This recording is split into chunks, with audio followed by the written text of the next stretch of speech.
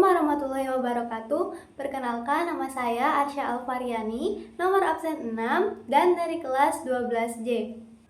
Pada kesempatan kali ini, saya akan membahas salah satu materi pada kombinatorika, yaitu permutasi, dengan fokus pada dua jenis, yaitu permutasi dengan unsur yang sama dan permutasi siklis. Nah, apa sih yang dimaksud dengan permutasi unsur yang sama? Permutasi unsur yang sama adalah penyusunan beberapa objek di mana terdapat sebagian objek yang identik, sehingga pertukaran objek yang sama tidak akan menghasilkan susunan yang baru. Lalu, apa yang dimaksud dengan permutasi siklis? Permutasi siklis adalah penyusunan suatu objek dalam bentuk lingkaran, di mana susunan yang hanya berbeda karena diputar dianggap sama dan tidak dihitung sebagai susunan baru. Oke teman-teman, jadi setelah paham sama konsepnya, sekarang kita bahas rumusnya dulu ya. Nah teman-teman, sekarang kita bahas dulu rumus permutasi unsur yang sama. Rumus ini dipakai kalau kita menyusun banyak benda, tapi sebagian bendanya itu kembar atau identik. Karena ada yang sama, otomatis kita nggak boleh hitung semua susunan sebagai susunan yang berbeda. Rumusnya jadi kayak gini. P sama dengan N faktorial per K1 faktorial, K2 faktorial, K3 faktorial, sampai K ke N faktorial. Jadi, N faktorial itu jumlah dari seluruh benda, sedangkan K1 faktorial, K2 faktorial, K3 faktorial itu adalah faktorial dari jumlah benda yang identik. Nah, membagi inilah yang bikin kita gak akan kelebihan hitung. Karena kalau ada benda yang sama, susunannya mungkin kelihatan berbeda di kertas, tapi aslinya sama saja. Makanya harus dibagi supaya hasilnya pas. Lanjut ya teman-teman, sekarang kita masuk ke permutasi siklis. Ini dipakai kalau susunannya melingkar, misalnya duduk melingkar di meja bundar. Masalahnya, kalau melingkar itu susunan yang diputar-putar sebenarnya sama aja. Jadi biar kita nggak salah hitung, kita perlu mengunci atau ngepaku satu orang dulu di suatu posisi. Rumusnya jadi P sama dengan N dikurang 1 faktorial, yang berarti banyaknya unsur dikurangi 1 kemudian difaktorialkan. Kenapa dikurangi oleh 1? Karena satu orang tadi sudah kita tetapin posisinya, sisanya baru deh kita susun. Dari situ ketemulah N dikurang 1 faktorial sebagai banyaknya susunan melingkar yang sebenarnya berbeda. Jadi intinya kalau melingkar itu satu orang dipaku, sisanya baru deh disusun. Nah teman-teman, biar makin paham, sekarang kita coba langsung masuk ke contoh soalnya ya. Contoh soal yang pertama yaitu, dalam sebuah lomba, peserta harus menyusun 12 kartu menjadi sebuah urutan cerita. Kartu tersebut terdiri dari 5 kartu karakter yang identik, 4 kartu latar yang identik, dan 3 kartu aksi yang identik. Berapa banyak urutan cerita berbeda yang dapat dibuat? Oke, sekarang kita akan masuk ke pembahasannya. Pada soal ini, kita harus mencari berapa banyak susunan berbeda dari total 12 kartu. Namun, kartu-kartu tersebut tidak semuanya berbeda. Ada 5 kartu karakter yang identik, 4 kartu latar yang identik, dan 3 kartu aksi yang identik. Nah, pertama-tama kita tulis dulu yang kita ketahui. N atau banyaknya unsur tadi adalah 12, berarti kita tulis 12, K1-nya 5, K2-nya 4, dan K3-nya 3.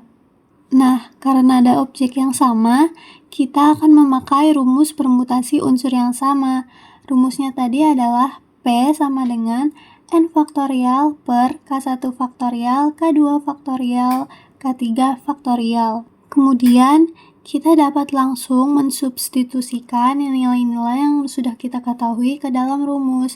Tadi N-nya 12, berarti kita masukkan 12 faktorial per 5 faktorial, 4 faktorial, 3 faktorial. Setelah dituliskan dalam bentuk faktorial yang panjang, kita akan mendapatkan 12 dikali 11 dikali 10 dikali 9 dikali 8 dikali 7 dikali 6 dikali 5 dikali 4 dan dikali 3 faktorial di pembilang. Dan 5 faktorial dikali 4 faktorial dikali 3 faktorial di penyebut. Di sini dapat kita perhatikan bahwa 3 faktorial muncul di pembilang dan penyebut dengan nilai yang sama. Ini ya teman-teman 3 faktorial.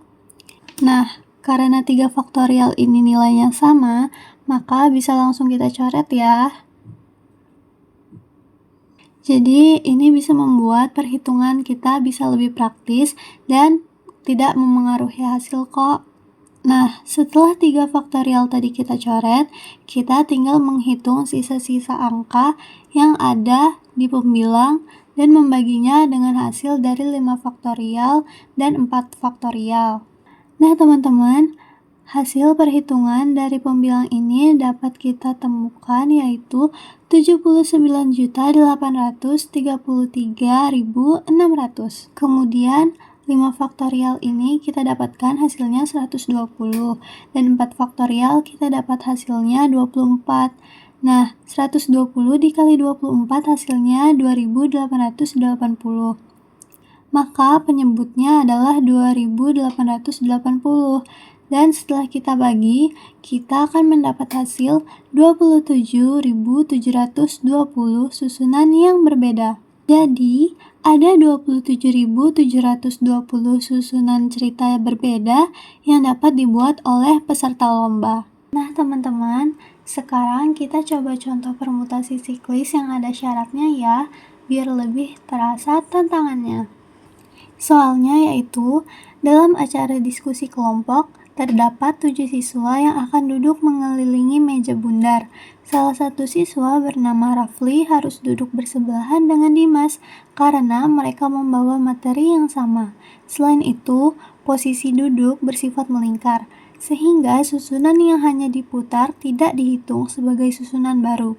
Berapa banyak susunan duduk yang mungkin? Nah, teman-teman, karena di sini posisi duduknya bersifat melingkar, maka kita akan menggunakan rumus permutasi siklis, yaitu N dikurang 1 faktorial.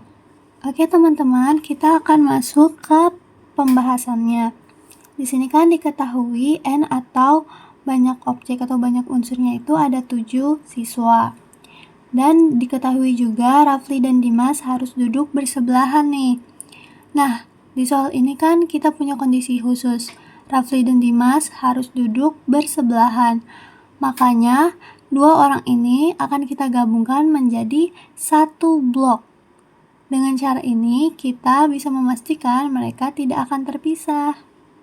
Nah, Rafli dan Dimas tadi kan sudah kita gabungkan ke dalam 1 blok. Berarti masih tersisa 5 siswa lainnya. Nah, jumlah objek setelah digabung itu, kita menjumlahkan 1 blok yaitu Rafli dan Dimas ditambah 5 siswa lainnya yang masih tersisa, sehingga kita mempunyai 6 objek yang melingkar.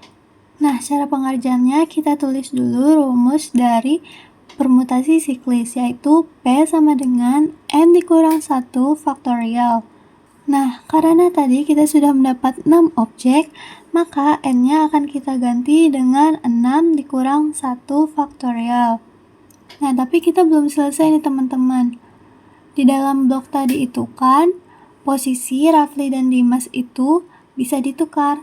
Ini ya teman-teman contoh gambarnya.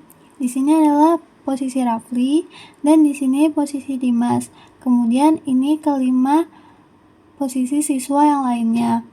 Karena Rafli dan Dimas ini harus bersebelahan, maka kita mempunyai 2 kemungkinan nih, yaitu posisi duduk Rafli di sebelah sini dan Dimas di sebelah sini, atau bisa juga posisi duduk Dimas yang di sebelah sini dan Rafli di sebelah sini.